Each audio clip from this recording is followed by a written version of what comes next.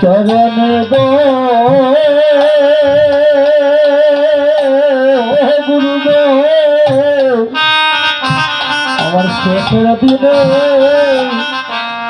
রাখি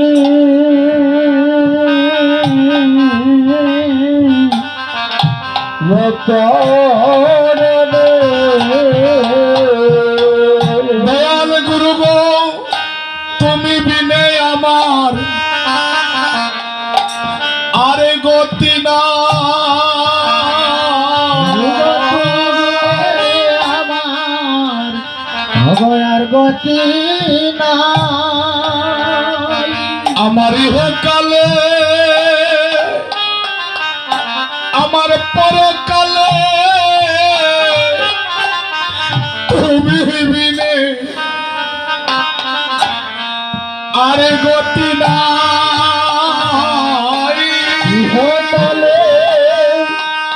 আমার পড়ে তালে তুমি বিনে আমার আর গতি নাই আমার ইহকালে আমার পরকালে তুমি বিনে আর গতি না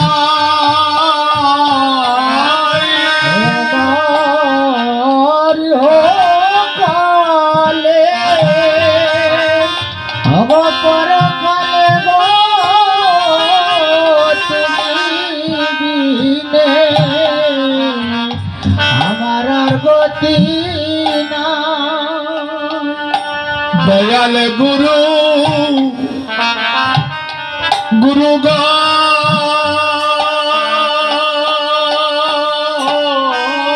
দয়াল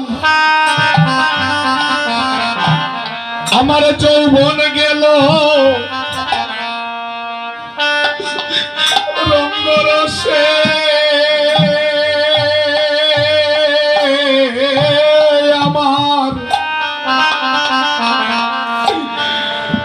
আমার যৌবন গেল কামিনী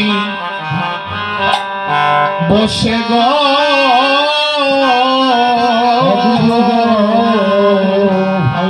কাল গেল বাল্য রসে গুরু গো আমার দেবন গেল গঙ্গ রস গয় গুরু গো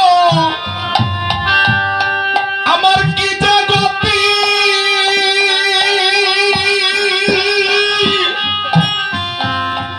হইবে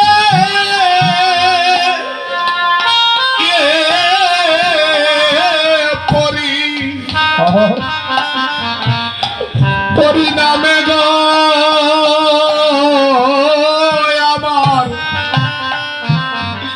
আমার কি যে গতি হইবে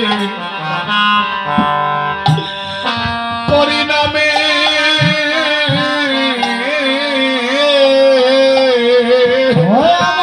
আমার কি যে গতি হবে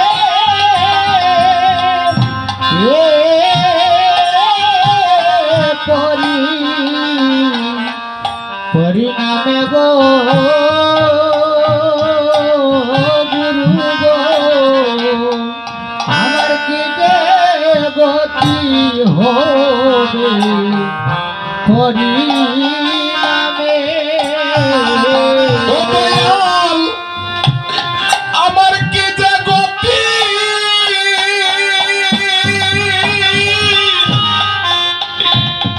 হইবে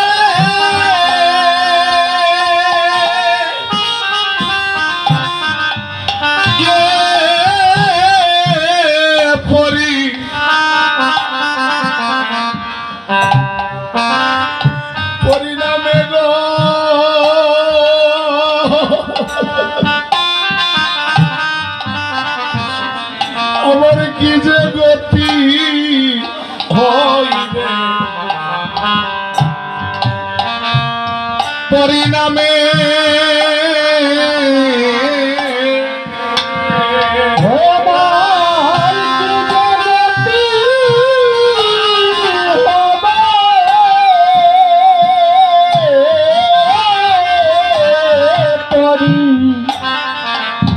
পরিণামে গো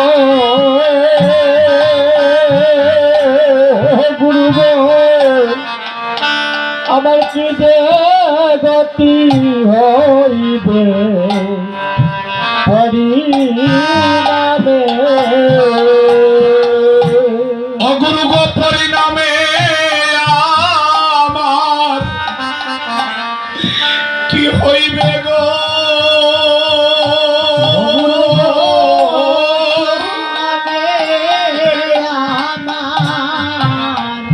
আমার কি হবে গো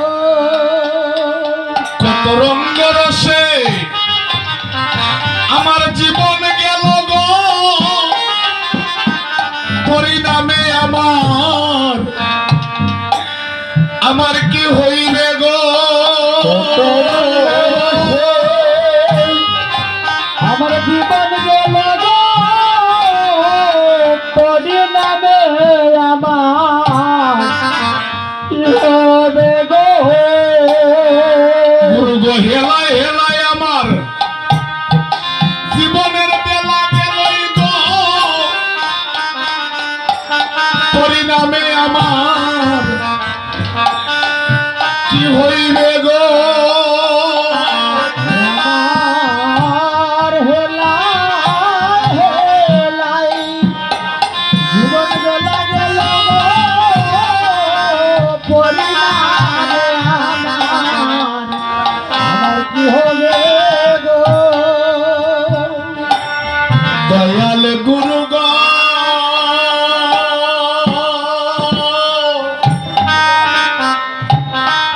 ও আমার দূরদৃষ্টি নাই নয়নে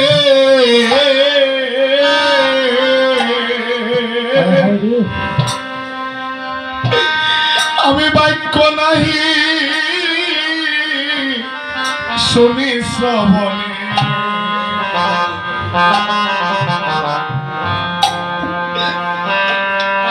আমি অচল পয়সা হইলাম গতে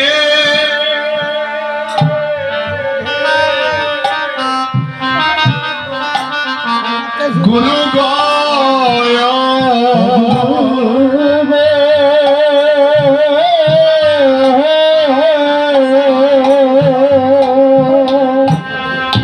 আমার দূরে দৃষ্টি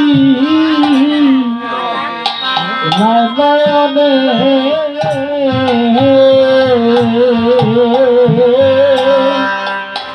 অববাক্য নাহি শুনি সবনে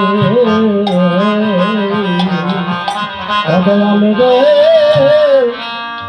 আমি অচল পয়সা হরিনাম জগতে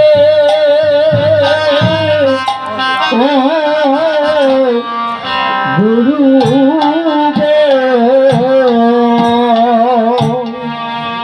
গুরু গো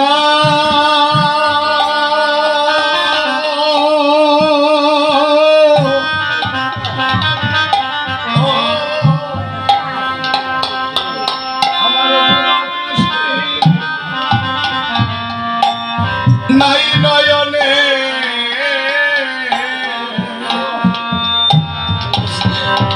আমি বাক্য নাহি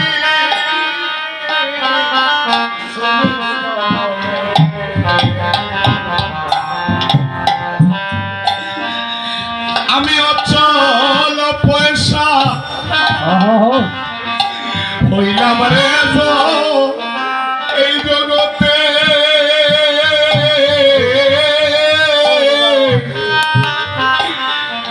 গুরু গয় গুরু গো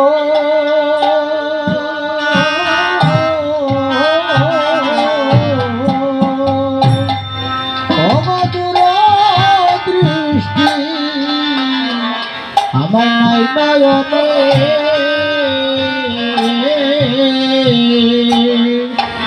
আমি বাক্য না শুনি শ্রবণে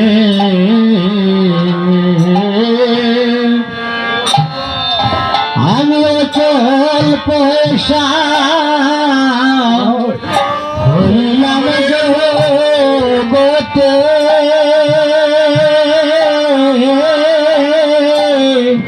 গুরু গো যেদিন দেহ তরি আমার অচল হইবে, আমার কেহ তো না ভালোবাসবে, সেদিন আমায় রাখিও চরণে।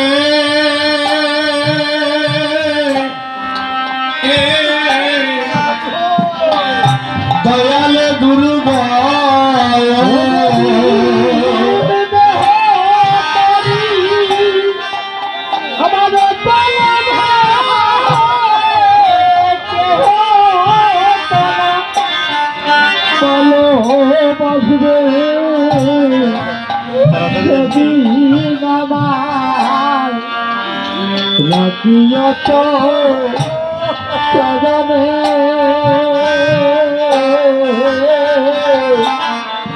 গুরু দয়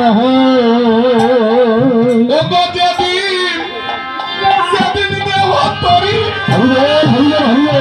আমার অচল হইবে, কেহ তো না ভালোবাসবে, সেদিন আমায় রাখিয়া চরণে।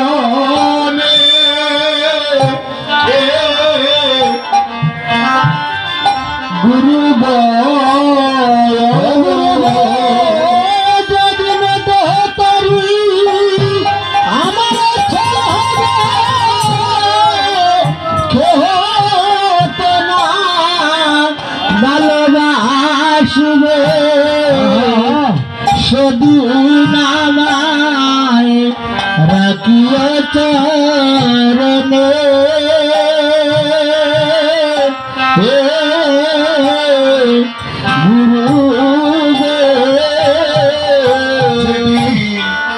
ভাই বন্ধু মিলিয়া জানের বাস কাটিয়া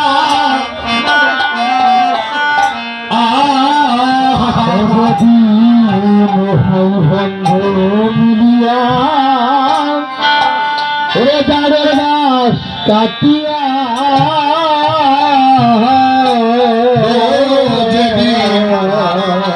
আমার পাড়া পড়শি মিলিয়া জানের বাস কাটিয়া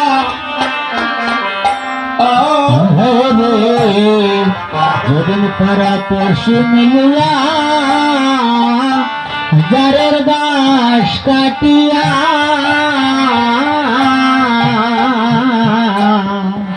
আমার বাসের দুলাতে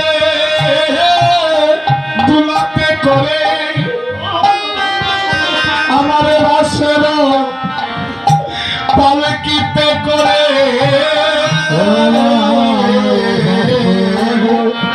দুলাতে তুলে আমার বাসের পালকিতে তুলে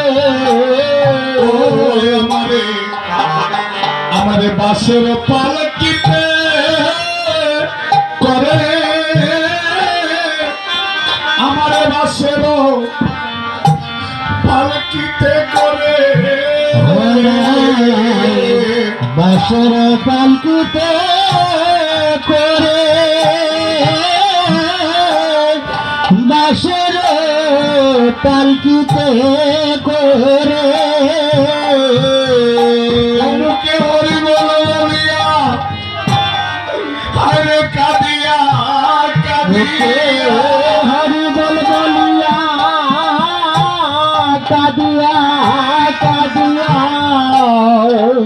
মুখে হরি বল বলিয়া কাঁদিয়া কাঁদিয়া মুখে হরি বলিয়া কাঁদিয়া কাঁদিয়া আমার রেখে আসবে নদীর কুলে গো আমার রেখে আসবে নদীর কুলে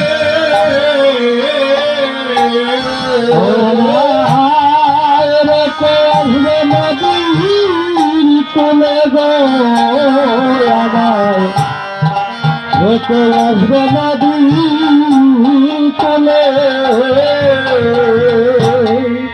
সেদিন কুল যেন পাই আমি তোমার কুলে সেদিন খুলবে না পাই তোমার খুলে সেদিন কুল যেন পাই আমি তোমার কুলে খুলবে না পাই তোমার খুলে সেদিন বিদায় দিবে আমারে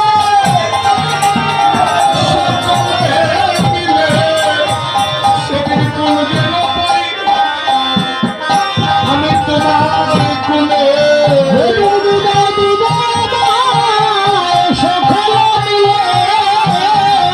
সেদিন খুলবে না পাই তোমার খুলে আপনারা জানাই আমারে চাইবে বলে সেদিন কুল যেন পাই আমি তোমার কুলে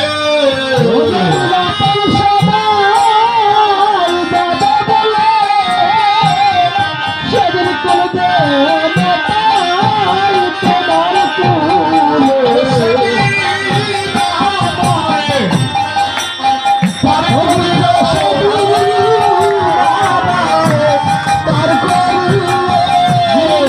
সেদিন আমায় পার করিবে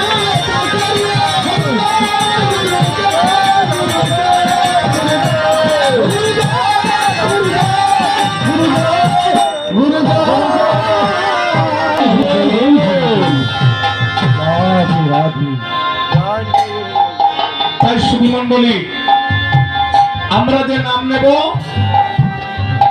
নাম নেওয়ার পূর্বে আমরা সবাই যেন যারা গুরুর শ্রীচরণে আশ্রিত না হইতে পারি আমরা যেন সেই দীক্ষা মন্ত্রটা গ্রহণ করতে পারি। গৌর হরিবল। আশ্রয় করিয়া বোঝে আমার কৃষ্ণ তারে নাহিত যে আরো সব মনে অকারণ। আপনি শ্রীগুরুর শ্রীচরণে আশ্রয় গ্রহণ করিয়া যখন মধুমাতা কৃষ্ণ নাম নেবেন সেই নামে আপনার কাজ হবে। সবার কাছে নিবেদন, আমার ভক্তিমতী মা, আমার তরুণ বন্ধুগণ, সবার কাছে নিবেদন, আমরা যে বাজারা দীক্ষা মন্ত্র গ্রহণ করি নাই আমরা যেন সেই দীক্ষা মন্ত্রটা গ্রহণ করে নিই। কারণ যতদিন পর্যন্ত আমরা দীক্ষা মন্ত্র গ্রহণ করতে না পারবো, শ্রীগুরুর শ্রীচরণে আত্মনিবেদন করতে না পারবো, আমাদের এই দেহ কেন অপবিত্র হয়ে থাকবে। গৌর হরিবল।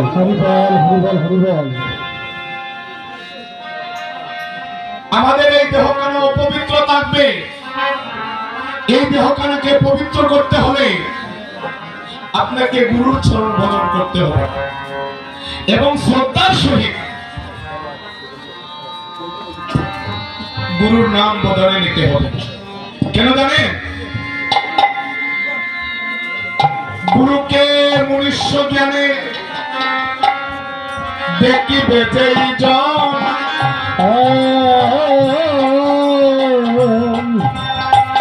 শেষের দিনে করতে হবে তারে নরকে গমন।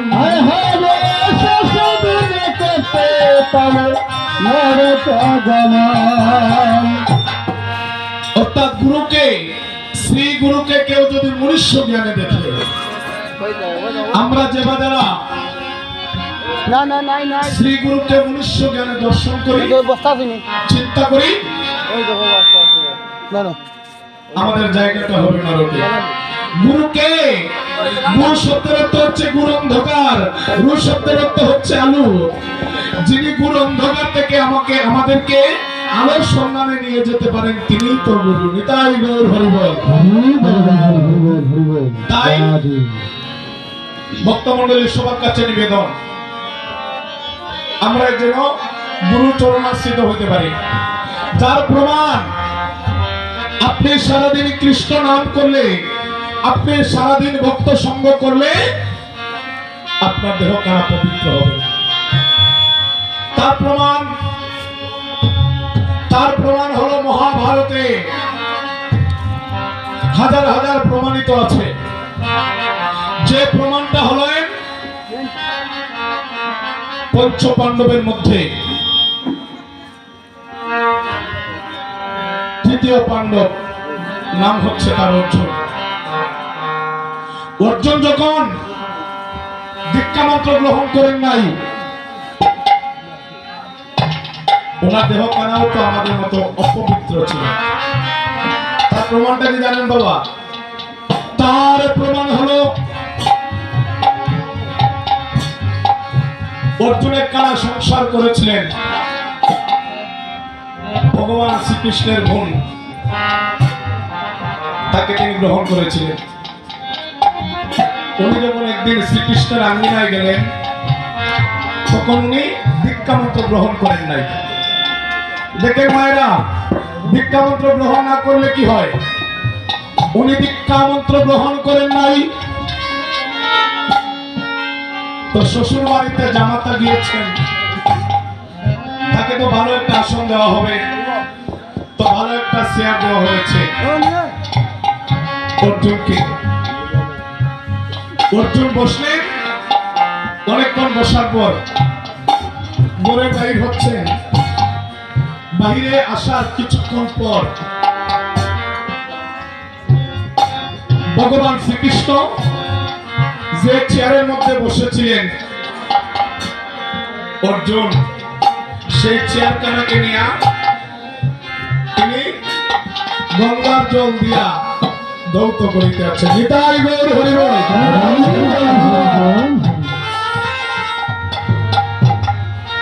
অর্জুন যখন পিছনের দিকে তাকাইলেন, পিছনের দিকে তাকাইয়া দর্শন করলেন, আমি যে চেয়ারের মধ্যে বসা ছিলাম, আমি উঠিয়া আসার পর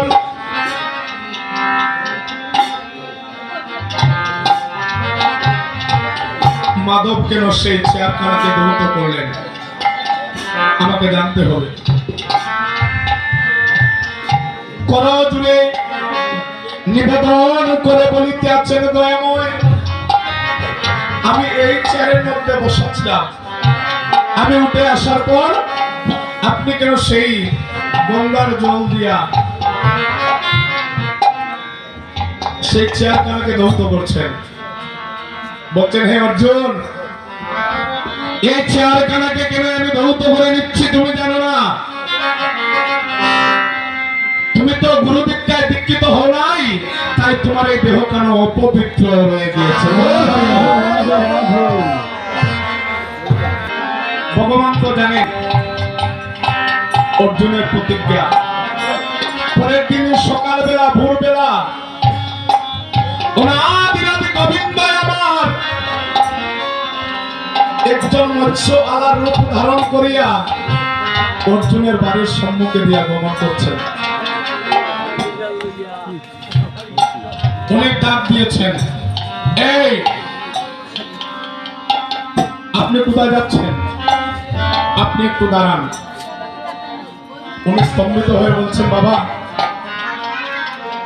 আমি মৎস্যওয়ালা হয়ে আপনার বাড়ির দিকে যাচ্ছি বলে আমার কি কোনো অপরাধ হয়েছে?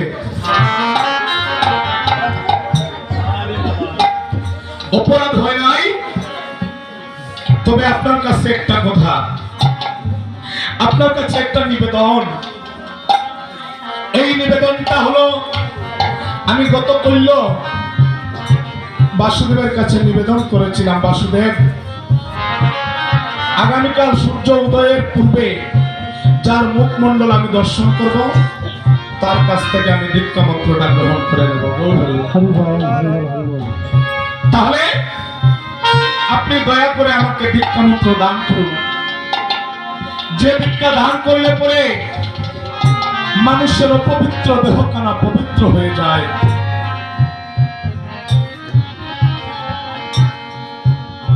চলো না ওই গোবিন্দ আমার বলছেন, তুমি হলে রাজার পুত্র, আমি হলাম একজন মৎস্যওয়ালা, আমি কেমন করে আপনাকে দীক্ষা দেব? আমি তো আপনাকে দীক্ষা দিতে পারবো না। এই না দেওয়ার কারণ কি? আমি বলছি আপনি দীক্ষা দিতে হবে, কারণ ওটা তো আমার প্রতিজ্ঞা। দীক্ষা দিলেন, আবার মনে মনে ভাবছেন দীক্ষা মন্ত্র গ্রহণ করিয়া আমি রাজার পুত্র হইয়া একজন মৎস্যওয়ালার কাছ থেকে দীক্ষা মন্ত্র গ্রহণ করলাম। আমি তো বড় একজন গোস্বামীর কাছ থেকে দীক্ষা মন্ত্র নেওয়ার কথা ছিল, কিন্তু তুমি মায়ার সংসারে জন্মগ্রহণ করো, এই সংসারে জন্মগ্রহণ করিয়া তুমি আমাকে গুরু বলে যখন ভোজন করবে আমি তোমার হয়ে যাব। তাই জীবন নিস্তার লাগি নন্দ সুত হরি, আর ভুবনে প্রকাশ হলেন গুরু রূপ ধরি। তাই শুধু মন্ডলী, গুরু বিনে আমাদের ইহকালের পরকালের বান্ধব কেহ নাই। তাই সবাই মিলে গুরু নামে জয়ধ্বনি করব। শ্রী গুরু বিহনে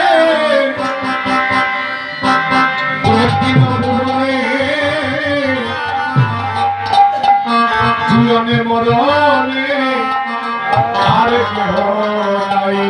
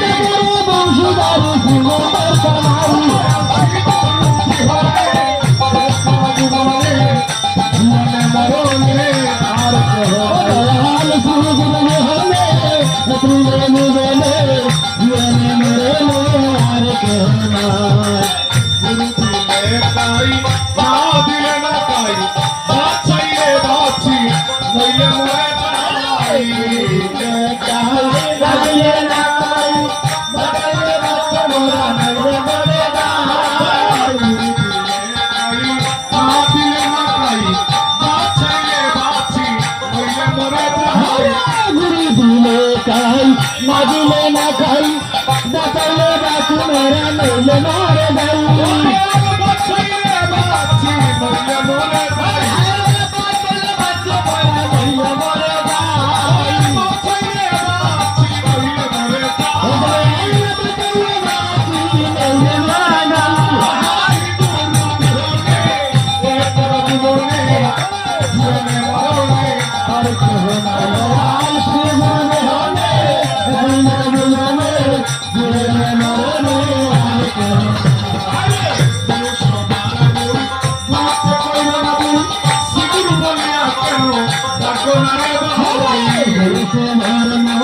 গুরুতে বলে না বল গুরু বলিয়া কেন ডাকে না রে সবার মূল গুরুত্ব শিগুরু বলিয়া কেন ডাকো না রে ভাই সবার মূল গুরুতে বলে না বল শিগুরু বলিয়া সবাই ডাকো না রে ভাই শিগুরু বলিয়া কেন ডাকো না রে ভাই শিগুরু বলিয়া কেন ডাকো না রে ভাই শিগুরু বলিয়া কেন ডাকো না রে ভাই শিগুরু বলিয়া কেন ডাকো না রে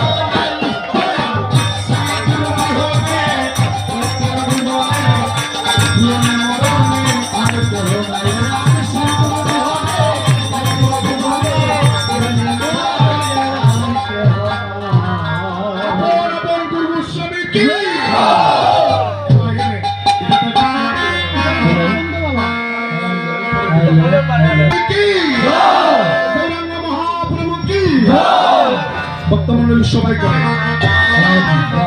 গুরুর নামের ধ্বনি যত দূরে যায় তত দূরে অমঙ্গল ছুটিয়া পড়া গুরু নামের যে ধ্বনি আপনি করেন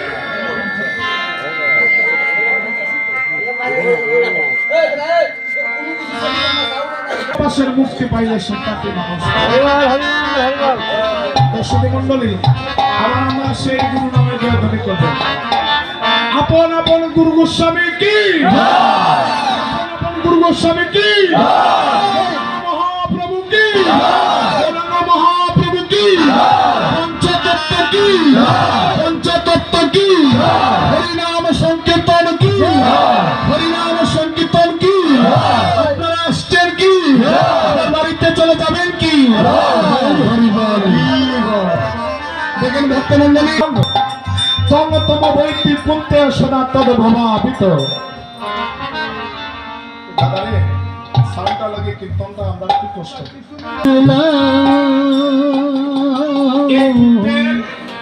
চতুর্থ দিন এই যুদ্ধের চতুর্থ দিন পঞ্চপাণ্ডব মিলিয়া অনেক সৈন্যকে বধ করছেন। এমন সময় দুর্যোধন যুধিষ্ঠির মহারাজের সম্মুখে, এদিকে মহামহিম বিশ্বকে বলেছিলেন, দাদা মহাশয়, আপনাকে যখন আমরা প্রশ্ন করেছিলাম এই কুরুক্ষেত্র যুদ্ধ জয় করতে আপনার কয়দিন লাগবে হরিবল, আপনি বলেছিলেন সর্বোচ্চ একদিন যদি আমি যুদ্ধ করি এই কুরুক্ষেত্র যুদ্ধটা সমাপ্ত হয়ে যাবে। জয় হরিবল। এত বড় কথা বলেছেন, আর আপনার সম্মুখে এই পঞ্চপাণ্ডব মিলিয়া আমাদের এত সৈন্যকে বধ করলো, আপনার কি একটু লজ্জা হয় না? এমন সময় মহামহিম বিশ্বদেব বলেছেন, হে দুর্যোধন, আমার কেন লজ্জা হবে? আমি তো তোমাদের পক্ষে আছি। তাদের পক্ষে থাকলে কি হবে? মনটা যেন তার গোবিন্দ চরণে। হরিবল। বলেছেন, হে দাদা মহাশয়, আমার রাজ্যে থাকেন, আমার কান আমার পরিধান করেন, আপনার তো একটু লজ্জা থাকা উচিত ছিল। আপনার মতো এত বড় একজন যোদ্ধা থাকার পরেও আমাদের এত সৈন্যকে বধ করছে এই 5টা ভাই মিলিয়া। একজন মানুষ পৃথিবীতে জন্ম নিয়া যখন সে অনেক বড় হয়, তার ঘরে যদি একটা সন্তান না হয়, তার মানব কুলে জন্ম নেওয়া সার্থক হয় না। কেন জানেন? এই জগতে কোনো মানুষ যদি মানব কুলে জন্ম নিয়ে তার কোনো সন্তান না হয়, মানব জন্মটা তার অসম হয়ে যায়। আমরা কেন এই সংসার ধর্ম করি? আমরা সংসার ধর্ম এর জন্য করি, আমার ঘরে যদি একটা সন্তানের জন্ম হয়, সে আমাকে মা বলে ডাকবে, সে আমাকে বাবা বলে ডাকবে, আর কি করবে?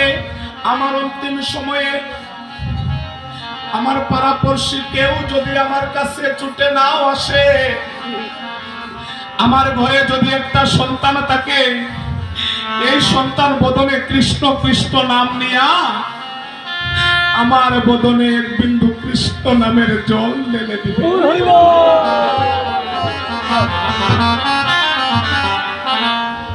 কথাটা লক্ষ্য করুন মায়েরা, গান সারা রাত শুনবেন,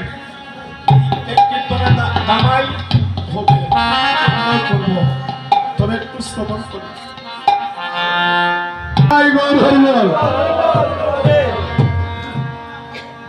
দুর্যোধনকে বললেন, হে দুর্যোধন, এত যখন তোমার জানার ইচ্ছা, তাহলে আজকে কিন্তু আমি বলে দেব।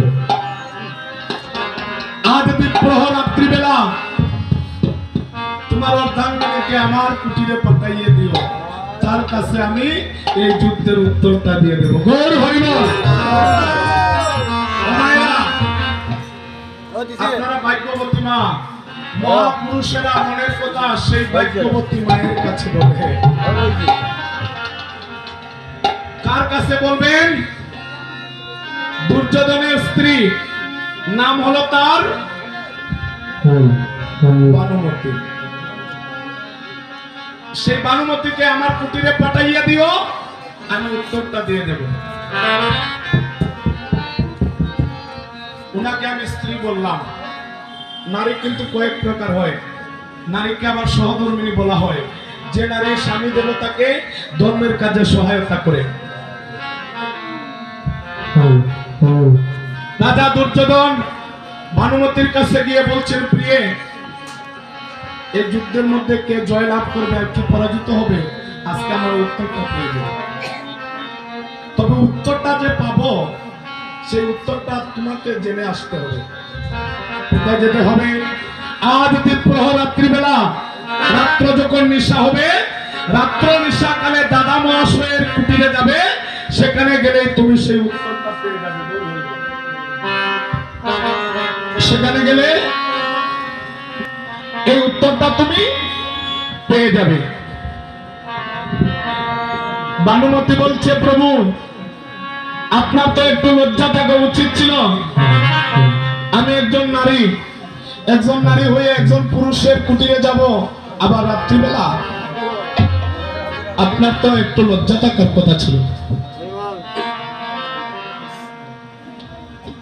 ভাবিতে উচিত ছিল প্রতিজ্ঞা যখন প্রতিজ্ঞা লঙ্ঘন করলে হয় নারীর নরকে গমন। যে নারী স্বামী বাক্য পালন করে না, হরিবল মায়েরা লক্ষ্য করুন এই আলোচনার মধ্যে কি শিক্ষা দিলেন ভগবান। নারী পুরুষ সবাইকে দিনে একটা শিক্ষা দান করলেন।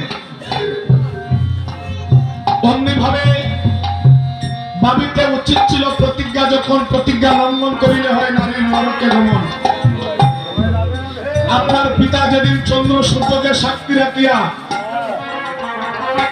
আপনার স্বামী দেবতার হাতে আপনাকে সমর্পণ করে দিয়েছিলেন, আপনিও সেদিন আপনার স্বামী দেবতার চরণে সবকিছু সমর্পিত করে দিয়েছিলেন। আবার সমর্পণ করার পর যদি স্বামী বাক্য পালন না করলেন, এই স্বামী বাক্য পালন না করলে সেই নারীর কারণে তার সংসারে অন্যায় সৃষ্টি হইবে।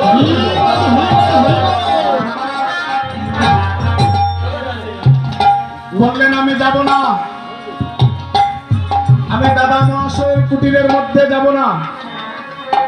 স্বামী বাক্য পালন করলেন না লঙ্ঘন করলেন? রাধে রাধে। কি করলেন? স্বামী বাক্য লঙ্ঘন করলেন।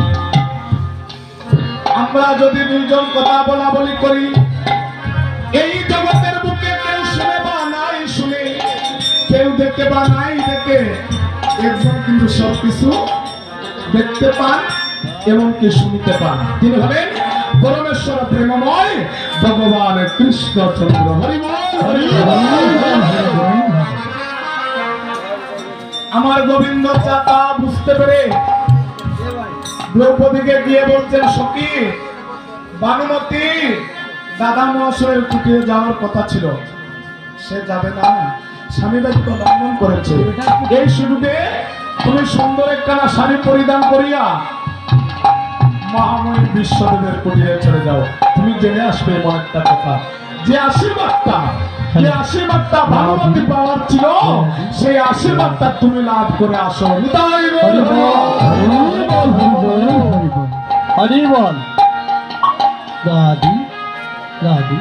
অমনি ভাবে দ্রৌপদী দুটি হস্ত জোড় করে যুধিষ্ঠির মহারাজকে বলছেন, প্রভু আপনি আমাকে আদেশ করুন, আমি যেন সেই দাদা মহাশয়ের কুটিরে যাইতে পারি।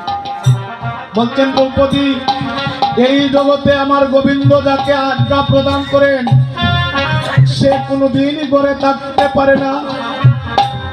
আমার গোবিন্দ যদি নাম দরিয়া বংশীর ধ্বনি করেন,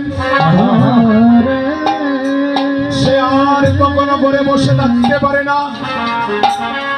আমার গোবিন্দ যখন তোমাকে আদেশ করেছেন তুমি যাও দাদা মহাশয়ের কুটিরে, তোমরা যাও। আর রাত্র নিশা প্রায়, দ্রৌপদী লম্বা একখানা ঘুমটা দিয়া দাদা মহাশয়ের ভোজন কুটিরে প্রবেশ করছেন। তার পূর্বে আমার গোবিন্দ বলছেন, তুমি যদি দাদা মহাশয়ের হস্তে ধরা পড়ে যাও, আমি যে তোমাকে পাঠিয়েছি সেই কথা বলতে পারবে না। গৌর হরিবল। দ্রৌপদী লম্বা ঘুমটা দিয়া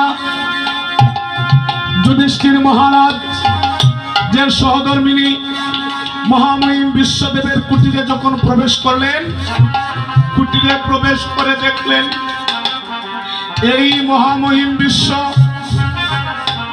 আমার গোবিন্দের একখানা বিগ্রহ বক্ষে জড়িয়ে ধরে তিনি হা কৃষ্ণ হা গোবিন্দ বলিয়া নয়নের জল দিয়া আমার গোবিন্দের বিগ্রহকে ধ্বংস করে দিচ্ছে।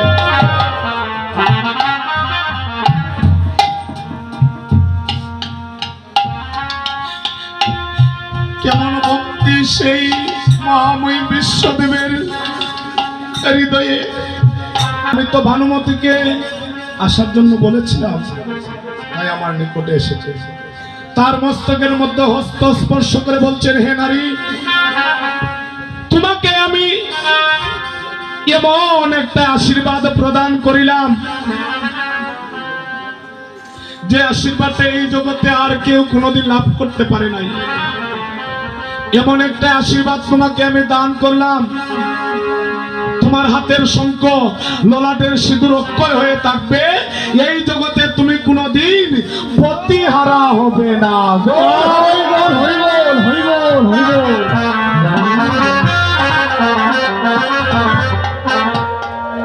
তোমার হাতের শঙ্খ ললাটের সিঁদুর অক্ষয় হয়ে থাকবে, এই জগতে তুমি কোনোদিন স্বামীহারা হবে না। এই জগতের কোন মা যদি এত বড় একটা আশীর্বাদ পেয়ে যায়, মায়েদের জীবনে কি পাওয়ার আর বাকি থাকে? দ্রৌপদী মনে সম্মুখে দাঁড়াইও গো,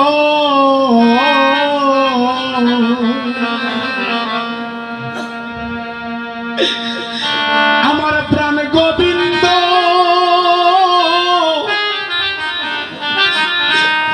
ও গোবিন্দ হে,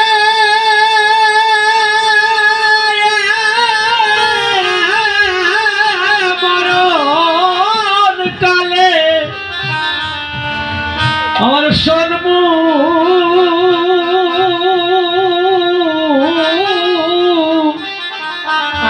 সম্মুখে দাঁড়াইও রে,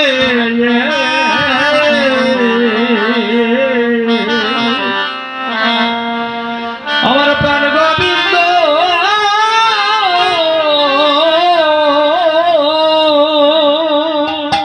ও যেদিন আমার মানব লীলা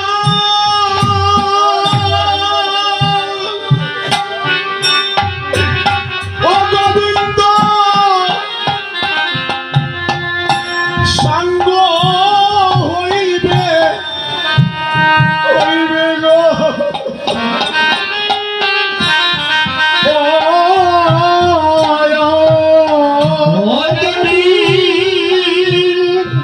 আমার মানব লীলা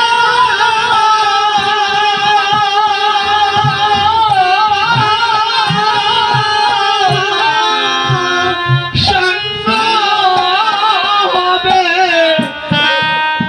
হবে গো,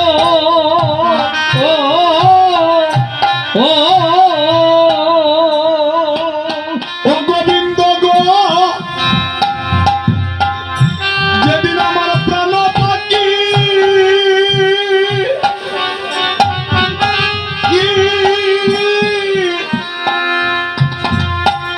উড়িয়া যাইবে গো,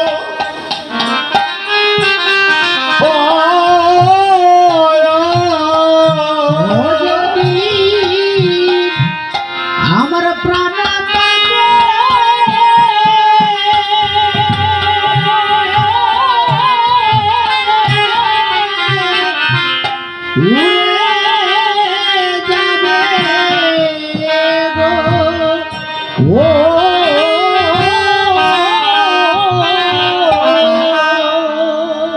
ও গোবিন্দ গো, সেদিন আমার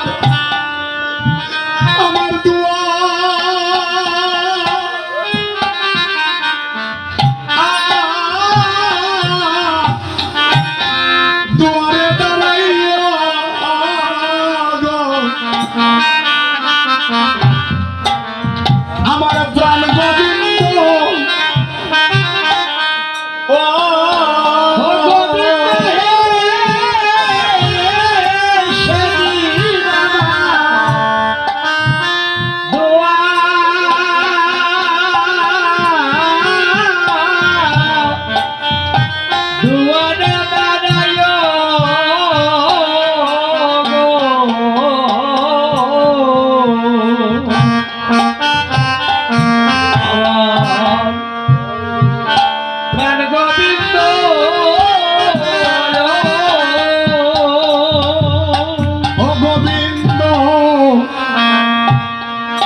যেদিন আমি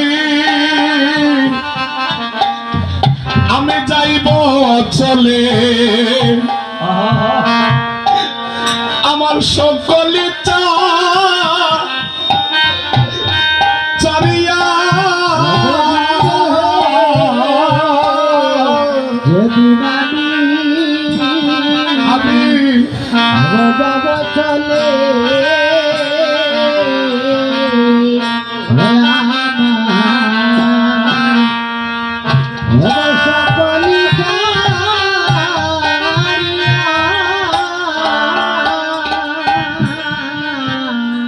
গোবিন্দ যেদিন আমি যাইব গো চলে আমি জনমের লাগিয়া হয় রে যেদিন আমি ওরে যাব চলে অগোবিন্দ হে ওরে জনমের লাগিয়া গোবিন্দ সেদিন আমায় রাইক তোমার ও তোমার চরণ ছায়া দিয়া হে গোবিন্দ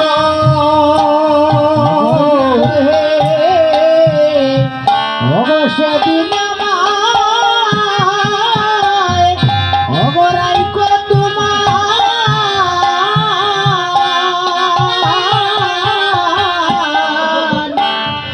চরণ দিয়া হে গোবিন্দ অগোবিন্দ আমি সেদিন যেন তোমারে নয়ন সেদিন যেন তোমার আমি নয়নে দেখি ও যেদিন উড়িয়া যাইবে আমার প্রাণ পাখি আমি সেদিন যেন নয়নে দেখি যদি ওরে উড়িয়া যাবে আমার প্রাণ পাখি সেদিন তোমার যেন নয়নে ও যেদিন উড়িয়া যাইবে আমার প্রাণ পাখি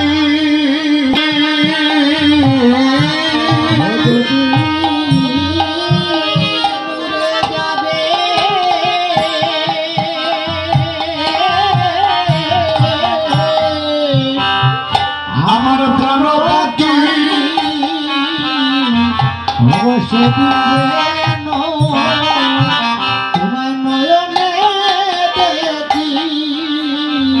সেদিন চরণ চারা কইর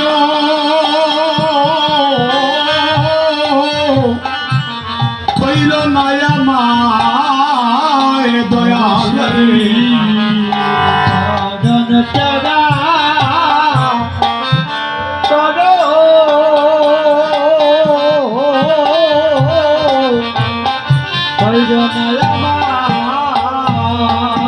সেদিন আমার দিও দেখা ও যেদিন বাবার ডাকে আমি থাকবো একা সেদিন আমায় দিও দেখা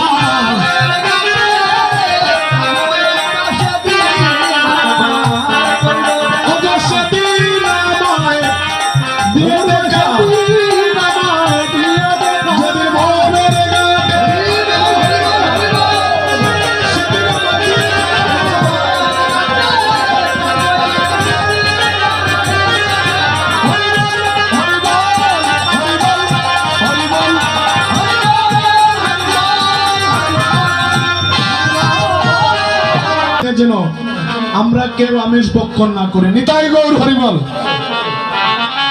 দয়া করে আমরা কেউ যেন আমিষ ভক্ষণ না করি।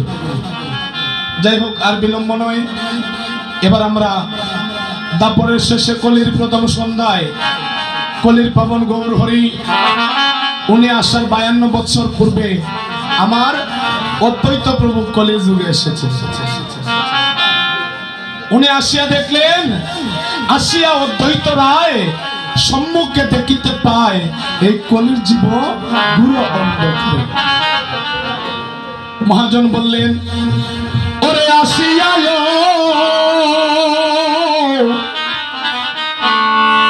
দ্বৈত রায় সম্মুখে দেখিতে পায় রে।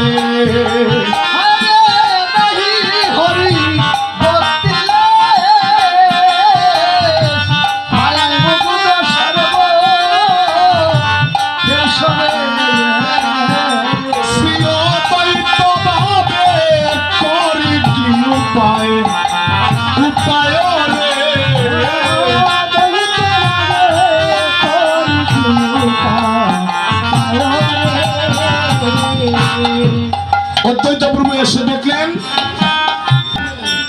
একাই আমি কি করিব,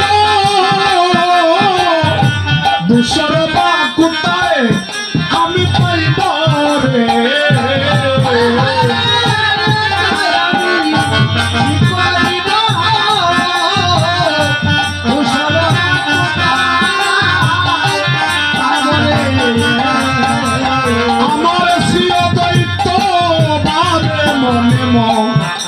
মনে রে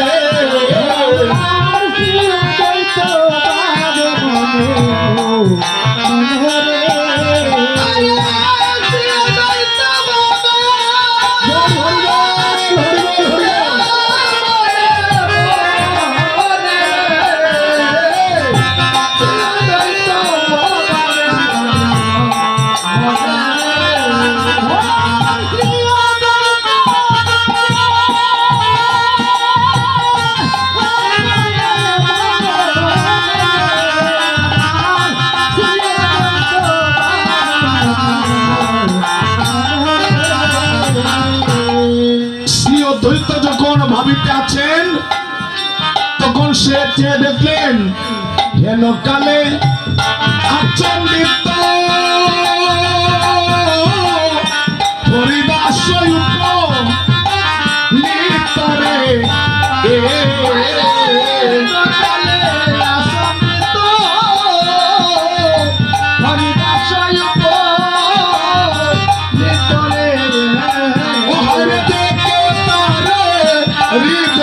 উল্লাস উল্লাস।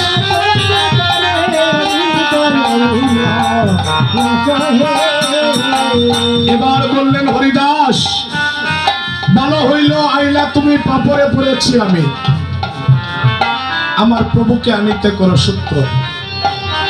ভক্তমন্ডলী সেই হরিদাসকে যিনি সৃষ্টিকর্তা ব্রহ্মা ছিলেন, কলির যুগে তিনি হলেন হরিদাস। কিন্তু অনেক সময় আমরা অনেকটা সিদ্ধান্ত ভুল পরিবেশন করি। আমরা অনেক সময় পরিবেশন করা হয়, আমরা গীতা পাঠে অনেক শুনি, কীর্তনেও শুনেছি হরিদাস নাকি হবিবুল্লাহর পুত্র হরিবল, ওটা অনেকজন পরিবেশন করে। ভক্তমন্ডলী ন, হরিদাস হলেন একজন ব্রাহ্মণ পুত্র। হরিদাস হরিদাসের জন্মের কয়েকদিন পর তার পিতা মারা যান। উনি কেমন করে হবিবুল্লাহ কাজীর বাড়িতে গেলেন একটু শ্রবণ করুন। আমার ভগবান তাকে অভিসম্পাদ করেছিলেন। আমার ভগবান তাকে একদিন অভিসম্পাদ করেছিলেন, তুমি সৃষ্টিকর্তা ব্রহ্মা হইয়া যখন ধেনুবৎস চুরি করেছ, আমি তোমাকে অভিসম্পাদ করলাম, যবন অন্যে তুমি প্রতিপালিত হবে। গৌর হরি বল। কিন্তু মুসলমানের ঘরে তার জন্ম হওয়া নয়। অমনি বললেন, এই যে হরিদাস, হরিদাসের জন্মের কয়েকদিন পর তার পিতা মারা যান। আমি সংক্ষিপ্ত ভাবে আলোচনা করছি। আরো কিছুদিন পরে দেখা যায় হরিদাসের মায়ের গায়ের মধ্যে একটা ব্যাধি হয়ে গেল। সেটা হচ্ছে ছোঁয়াচে ব্যাধি। আমাদের সনাতন ধর্মের মধ্যে কিন্তু এই কুসংস্কারটা এখনো আছে। কারো যদি একটা বড় ব্যাধি হয়, আমরা ভয় পেয়ে তার কাছে যাই না। গৌর হরি বল। যে তার অঙ্গের ব্যাধি আমার অঙ্গে চলে আসবে। তো সেই দিনও এমন ছিল, সেই দিনটাও এমন ছিল। আমাদের সনাতন ধর্মের কোন মানুষ হরিদাসের মায়ের কাছে যাইত না, যদি তার গায়ে সেই ব্যাধিটা চলে আসে। হরিদাসের মা মৃত্যুর পথে পতিত হয়ে যাচ্ছেন, মৃত্যুর কুলে তিনি ঢলে পড়ছেন, দেহ ছেড়ে প্রাণ পাখিটা বাইর হয়ে যায়। তিনি আমার ভগবানের কাছে নিবেদন করছেন, দয়াময়, আমি যদি এই মুহূর্তে যদি আমার দেহ ছেড়ে প্রাণ পাখিটা বাইর হয়ে যায়, আমার দুধের শিশু আমার কাছে থাকবে, তাকে তো কেউ স্তন পান করাইবে না। আমার শিশুটা কাঁদিতে কাঁদিতে আমার শিশুটারও মৃত্যু হয়ে যাবে। এই জগতে মা এমন ধন, মা এমন জন, মা এমন আপন, মৃত্যুর পূর্ব মুহূর্ত পর্যন্ত সে তার সন্তানের কথা চিন্তা করে। মা মরার পূর্ব মুহূর্তেও মা সন্তানের জন্য চিন্তা করেন, ভগবানের কাছে ভক্তি করেন, ভগবানের কাছে প্রার্থনা করেন, আমি যদি মরে যাই আমার কোনো দুঃখ নাই, আমার সন্তানটা যেন সেই পৃথিবীতে সুখে থাকে। গৌর হরি বল। হরিদাসের মা ভাবছেন, হে দয়াময়, আমি তো মরে যাব,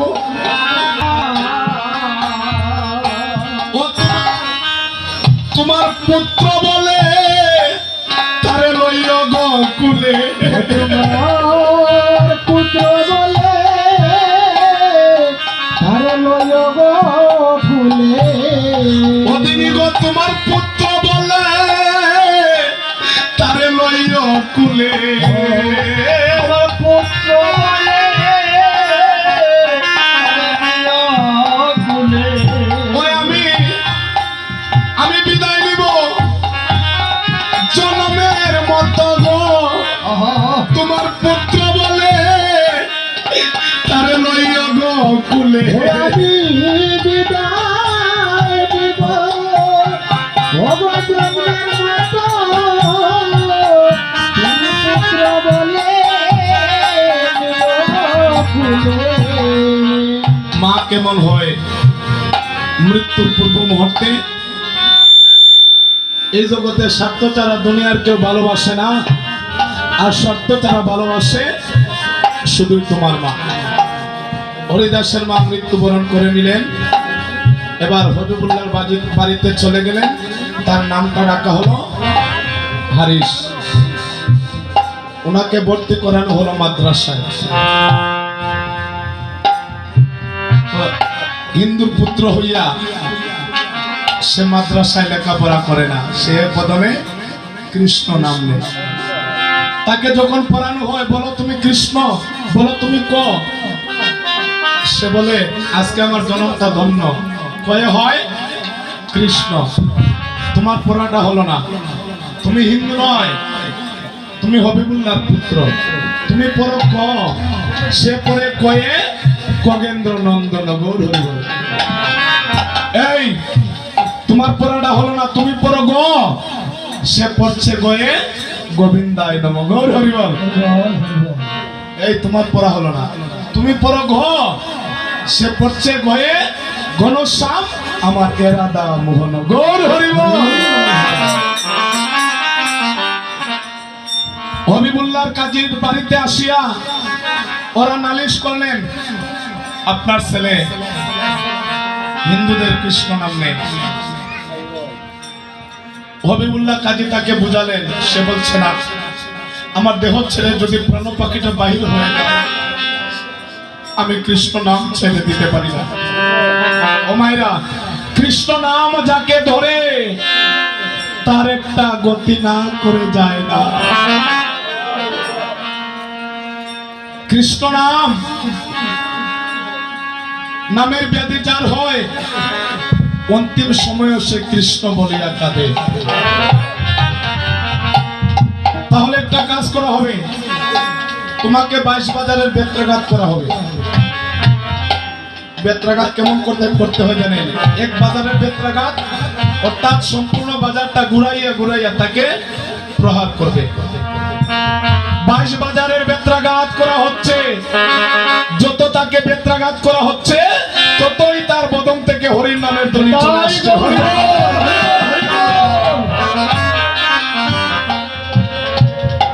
কৃষ্ণ নাম যা হৃদয়ে ভরা, তার ভরা কি কোনদিন যায় গো মারা? আমি দুর্বিপদে পড়ে দেখি দয়াল কৃষ্ণ আমার সামনে। ভক্তমণ্ডলী, এই জগতে কৃষ্ণ ভক্তের কোন বিনাশ হইতে পারে না। কৃষ্ণ ভক্তের বিনাশ নাই। অমনি ভাবে দুইজন জল্লাদ বলছে, প্রভু আমরা যতই আপনাকে প্রহার করছি তত জুড়ে জুড়ে নাম নিচ্ছেন, কারণ কি? কয়েকটা প্রহার করার পরই তার জবান বন্ধ হয়ে যায়। আপনাকে যত আঘাত করছি ততই জুড়ে জুড়ে আপনি নাম নিচ্ছেন। আপনি সাধারণ মানুষ নয়। ওরা দুইজন লুণ্ঠিত হয়ে পড়ে বলছে, প্রভু আপনার যদি মৃত্যু না হয় কাজী সাহেব আমাদেরকে গর্জন দেবে। বলছেন কিছুই হবে না, আমিও তো জীবের মঙ্গলের জন্য ধরাধামে এসেছি। হরিবল। আমি এখন দেহ ত্যাগ করব, আর আমার এই সব দেহটা তোমরা সেই গঙ্গার জলে ভাসাইয়া দিও। হরিবল। তাই হরিদাসের এই মৃতদেহখানা গঙ্গার জলে ভাসিয়ে দেওয়া হলো। এমন সময় শুনতে পাইলেন এই জলের দিকে ভেসে যাচ্ছে কে নাকি বদনে কৃষ্ণ কৃষ্ণ কৃষ্ণ বলে। ভাবলেন অনেকদিন হলো আমি কলিতে আসলাম, কেউ কৃষ্ণ নাম নিতে শুনলাম না, আজকে কে সেই নাম নিচ্ছে? তাই চেয়ে দেখলেন মৃত একটা লাশ ভেসে যাচ্ছে, আর সেই লাশটা নাকি হরে কৃষ্ণ নাম নিচ্ছে। এই শব্দ হকানাকে জল থেকে পারের মধ্যে নিয়ে আসলেন, তার প্রাণদান দিয়ে বলছেন, তুমি কে? তোমার গায়ের মধ্যে এত আঘাত কেন? হরিদাস বললেন, প্রভু আমি হরির নাম নেই বলে আমাকে 22 বাজারের বেত্রাঘাত করা হলো। তাই আমার শ্রী অদ্বৈত প্রভু বললেন, তুমি যে হরির নাম নেওয়ার জন্য তোমাকে এত আঘাত করা হলো, আজ থেকে তোমার একটা নামকরণ আমি করলাম। আজ থেকে তোমার নাম হলো হরির দাস। গৌর হরি বল।